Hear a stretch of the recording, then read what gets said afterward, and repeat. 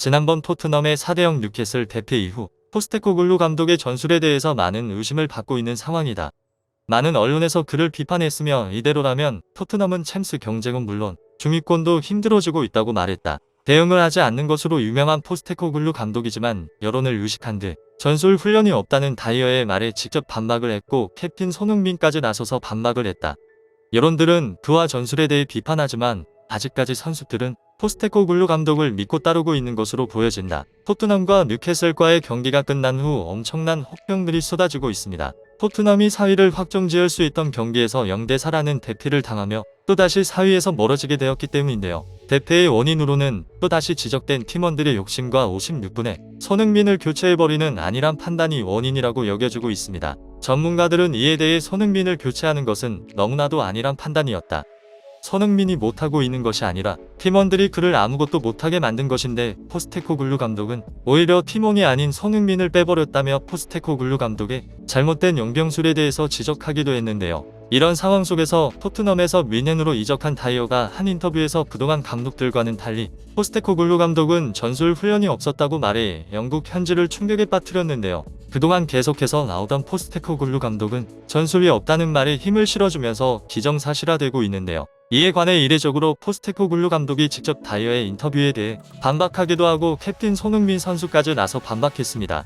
포스테코글루 감독에 대한 비판과 그에 관한 해명들에 관한 소식 자세히 한번 살펴보겠습니다. 토트넘이 영국 뉴캐슬 어폰 타인 세인트 제임스 파크에서 열린 뉴캐슬 유나이티드와의 시즌 잉글리시 프리미어리그 33라운드 원정 경기에서 0대4로 패배했습니다. 이날 토트넘이 대패함에 따라 4위에서 5위로 내려가고 뉴캐슬은 승점 3점을 챙겨 6위로 올랐는데요. 지난 경기에서 뉴캐슬에게 4대1이라는 스코어를 안겨줬었던 토트넘이기에 더욱 충격적이었는데요. 뉴캐슬의 감독인 에디 하우는 경기 전 인터뷰에서 우리는 지난번 손흥민 단 한 명에게 왼쪽 측면을 모두 돌파당하며 실점을 하고 말았다.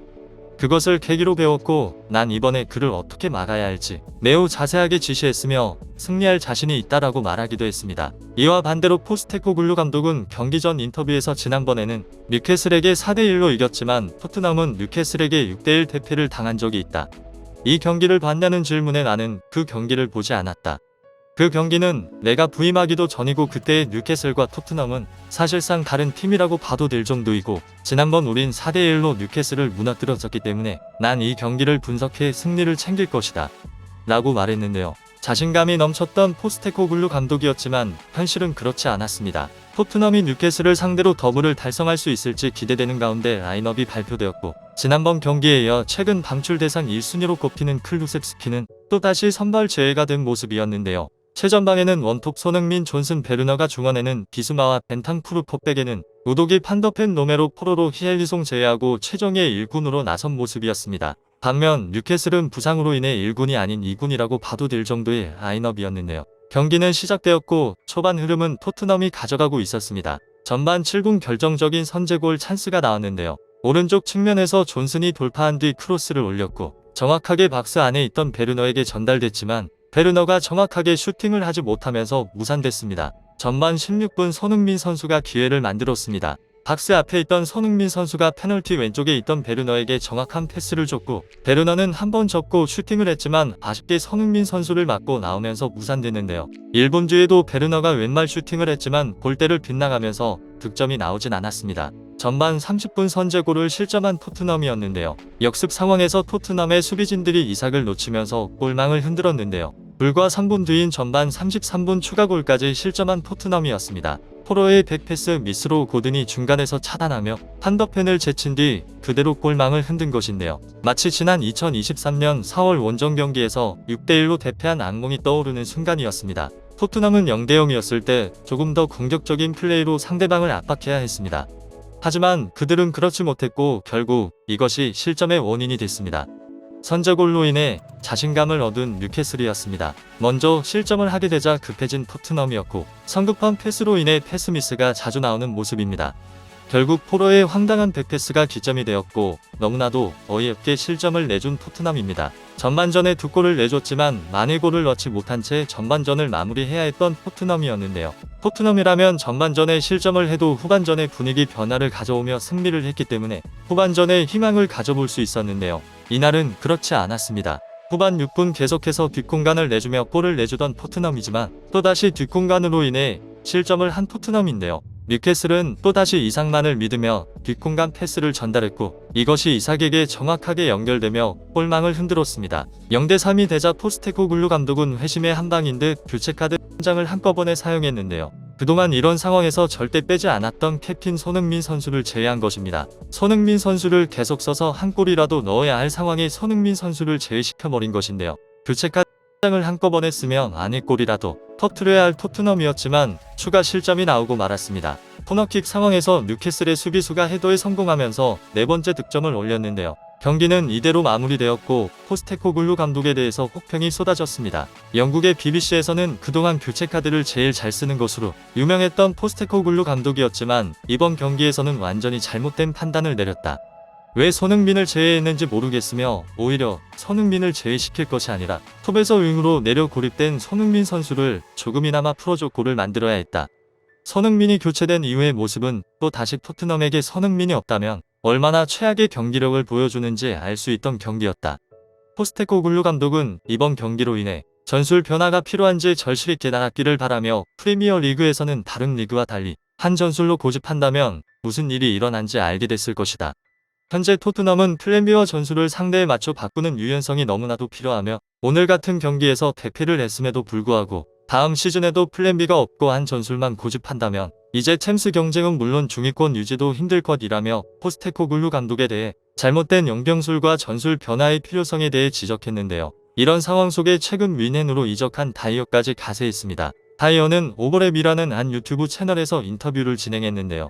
콘테 감독이 오너 나는 최고의 축구를 펼치기 시작했고 윈헨에서도 계속 이어나가고 있다. 무리뉴와 콘테는 환상적인 감독들이었다. 그들은 내가 최고의 축구를 펼치도록 만들어줬다. 콘테 감독은 다양한 전술 훈련들을 매일 했지만 포스테코글루 감독은 그렇지 않았다. 자신이 원하는 플레이 방식만 반복하면서 어떠한 전술 작업도 하지 않았다.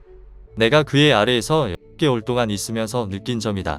라고 말하면서 전 감독들인 콘테와 포체티노에 대해서는 존경을 표하면서 포스테코글루 감독은 디스를 한 것입니다. 이걸 본 포스테코글루 감독은 이례적으로 풋볼 런던을 통해 반박을 했는데요. 나는 전술 작업 이외에는 아무것도 안 한다. 그게 우리가 매일 하는 전부이고 다이어의 인터뷰를 직접 본 적은 없지만 그가 무엇을 말하려는지도 모르겠다.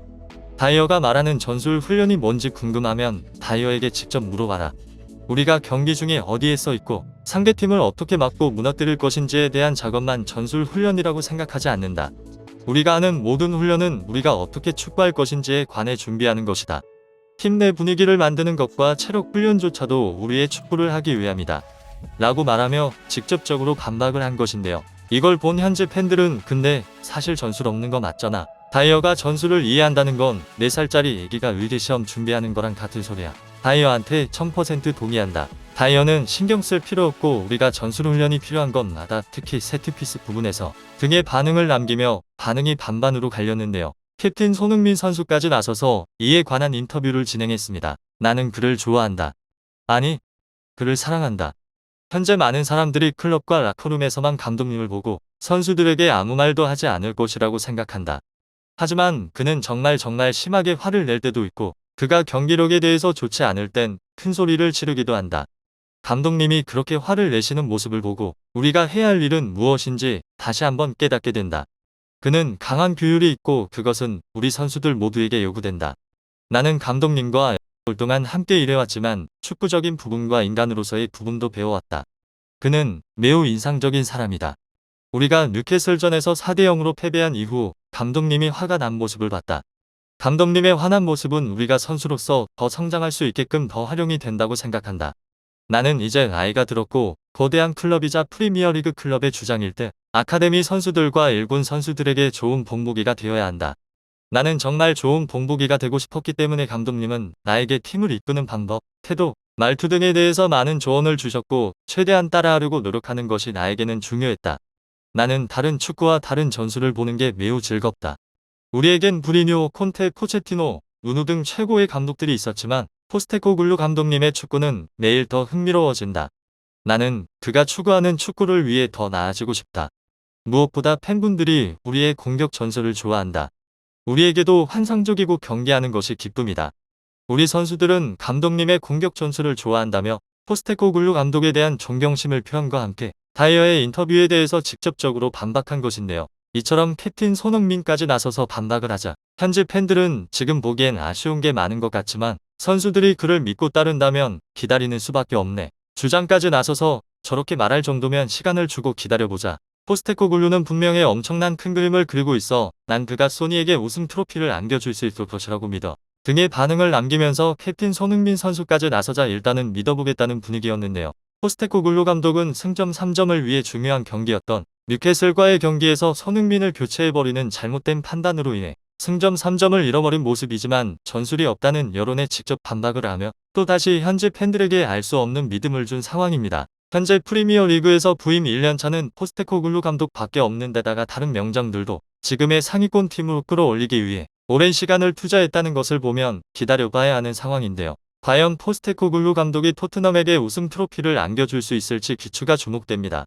구독자가 2,000명이 될 수 있게 구독과 좋아요를 눌러주시면 영상 제작에 매우 큰 힘이 됩니다. 감사합니다.